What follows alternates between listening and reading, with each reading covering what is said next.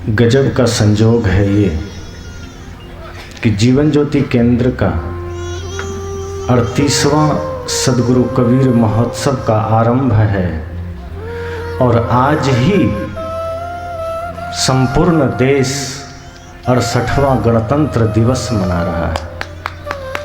क्या गजब का संयोग। चूंकि यह दिन इसलिए खास है हम सबके लिए, हम सब भारतवासियों के लिए, क्योंकि आज ही के दिन हमें एक नया संविधान मिला था। आज ही के दिन हमें एक नया नियम मिला था और जैसा कि आप सब जानते हैं, हर व्यक्ति के लिए, हर समाज के लिए, हर राष्ट्र के लिए उसका अपना एक नियम, एक संविधान बहुत महत्वपूर्ण होता है। और चूंकि आज ही आरंभ है हमारे महोत्सव का, तो इन शुभ घड़ियों में मैं प्रयास करूं कुछ मिनटों में इन्हीं विषयों पर कुछ विचार रखूं।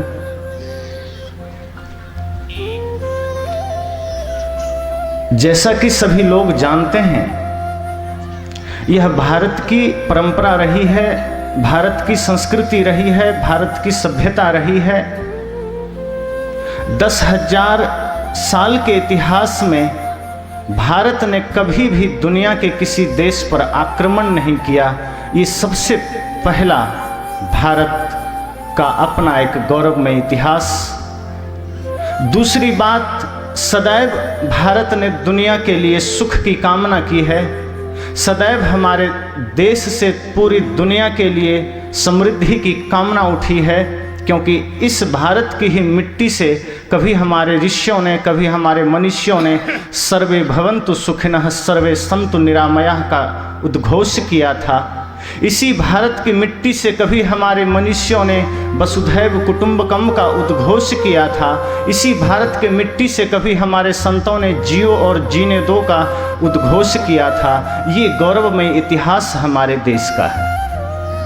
लेकिन आज खेद हमें ये होता है कि ऐसे गौरवमय इतिहास जिस देश का हो, इतनी विराट संस्कृति जिस देश का हो, इतना समृद्ध इतिहास जिस देश का हो, आज उस देश के लोग पश्चिम जगत के अंधानुकरण में इस कदर दौड़ रहे हैं कि अपनी मर्यादा ही भूल गए।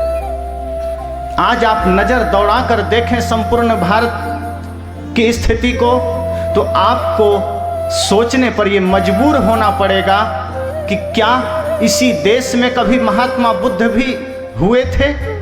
क्या इसी मिट्टी में कभी महात्मा महावीर का जन्म हुआ था?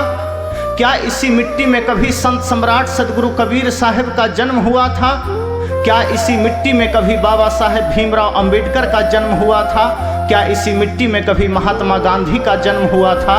क्या इसी मिट्टी में उन 7 लाख शहीदों का जन्म हुआ था जिसने इस भारत को जंजीरों से मुक्त करने के लिए अपनी शहादत दे दी?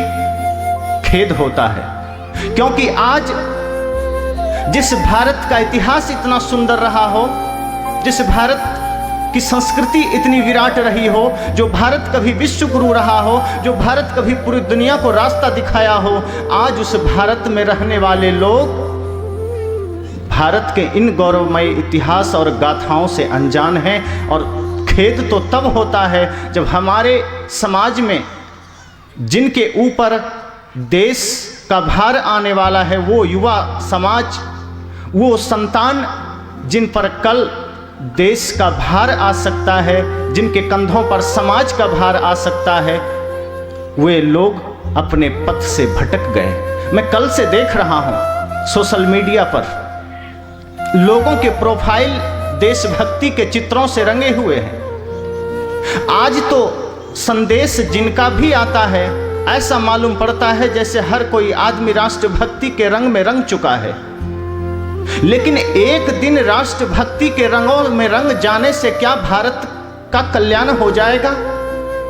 एक दिन अगर कोई आदमी अपने शहीदों को सलाम कर लेता है तो क्या उन शहीदों के सपने साकार हो जाएंगे? कदापि नहीं।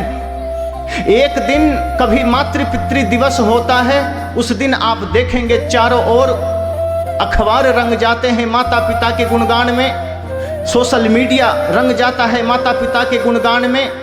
किसी दिन गुरु पूर्णिमा का त्यौहार होता है, संपूर्ण भारत रंग जाता है गुरु पूर्णिमा के त्यौहार में, लेकिन बाकी के दिन हम वही के वही होते हैं। हमारे अंदर वो परिवर्तन, वो बदलाव होता ही नहीं। आज जब आवश्यकता है हम अपने उन शहीदों के सपनों को साकार करें, तो आज हम अपने अपने जीवन में उन आदर्शों को कहाँ दफना दिए पता ही नहीं चलता। ये जीवन ज्योति केंद्र का 38वां वार्षिक महोत्सव इसी उम्मीद को लेकर आज आपके समक्ष खड़ा है कि आप अपने उस गौरवमय इतिहास को पुनः जागृत कर सकें अपने हृदय में। हमारे शहीदों का सपना ये नहीं था कि हम पश्चिम जगत का अंधानुकरण करें। जिस देश की पहचान कभी सती साध्वियों से रही हो, जिस देश की पहचान हमारे ऋषि मनीषियों से रही हो, आज वहाँ हमारे देश के युवा और युवती वर्ग अंग प्रदर्शन करके अपना नाम रोशन करना चाहते हैं। ये देश का कितना बड़ा दुर्भाग्य है। कोई मिस इंडिया बनना चाह रही है, कोई मिस वर्ल्ड बनना चाह रही है, कोई हीरो बनना चाह रहा है, कोई इंसान बनना ही नहीं चाहता, कोई राष्ट्रभक्त बनना ही नहीं चाहता, कोई मातृ पितृ भक्त बनना ही नहीं चाहता, जो कि इस देश की पहचान रही है।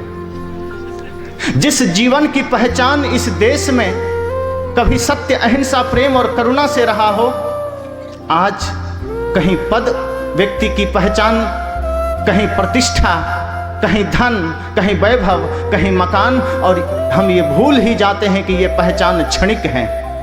व्यक्ति वही पहचाना जाता है सदियों सदियों तक जिसके जीवन में चारित्रिक रूप से, वैचारिक रूप से परिवर्तन होता है, पवित्रता होती है।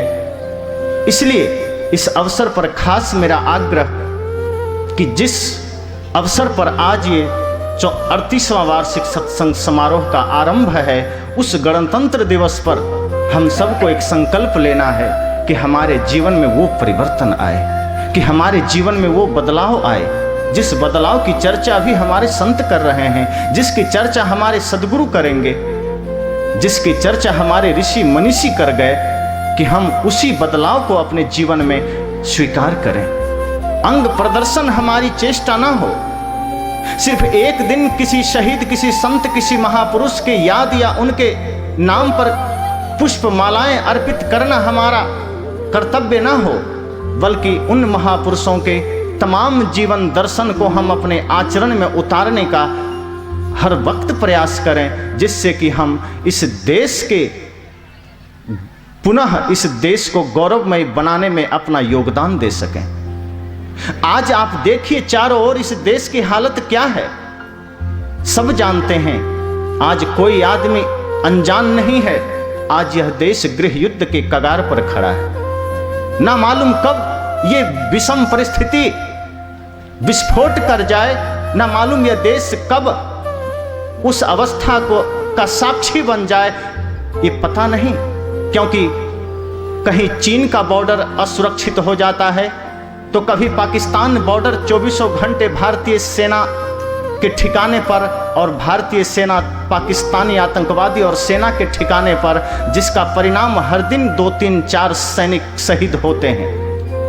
कभी कहीं हमारे देश की सियाचिन की सीमा असुरक्षित हो जाती है, और उसकी सुरक्षा का चाक चौबंद हो भी नहीं पाता कि कहीं भारत के किसी शहर में आतंकवादी धमाका हो जाता है। और ये होता क्यों है, सब जानते हैं। हम आपस में जो एक हमारी कभी चरित्र के रूप में, विश्वास के रूप में, आस्था के रूप में, भक्ति के रूप में हर व्यक्ति की जो पहचान हुआ करती थी, आज हम उस पहचान से हीन हो गए। आज हमारी वो पहचान खो गई। आपसी न विश्वास है, न भाईचारा है, न सद्भाव है, न प्रेम है, न अहिंसा है। आज व्यक्ति क्रूरता को धारण करते चला जा रहा है। इसलिए विशेष न कहते हुए यही शुभकामना कि इस 68वां गणतंत्र दिवस हम सब के लिए परिवर्तन ला सके। चूँकि इस अवसर पर हम ऐसे परम संत सद्गुरुदेव जी के सानिध्य में हैं, जिनके परिवर्तन रूप विचार से हम सब परिवर्तित हो सकें, जी सकें कुछ ही पल, लेकिन वो पल हमारे राष्ट्र की भक्ति में बीते। जी सकें हम थोड़ा ही वक्त, लेकिन वो वक्त हमारा मानवता की सेवा में बीते। भले ही हमारा जीवन थोड़ा हो, लेकिन वो थोड़ा सा जीवन हमारा संपूर्ण सृष्टि के कल्याण के लिए हो। इसी चिंतन के साथ अपनी वाणी को विराम देता हूँ। देव की जय। बंधुओं